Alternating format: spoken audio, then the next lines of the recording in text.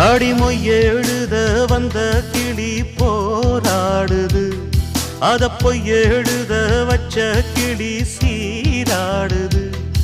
இதில் யார சொல்லி குத்தம் என்ன, எல்லாம் நேரம்தான். அடி ஒன்னோடொன்னு சேராவிட்டால் என்றும் பாரந்தான்.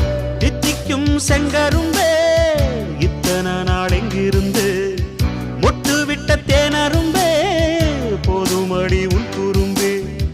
விட்ட கூரையோ தொட்ட கூரையோ இந்த உறவு என்ன முறையோ. ஒரு கோல கிளி சோடி தன்ன தேடுது தேடுது மானி, அது திக்க விட்டு திசைய விட்டு நிக்குது நிக்குது முன்னே. இப்ப வருமோ எப்ப வருமோ ஆசை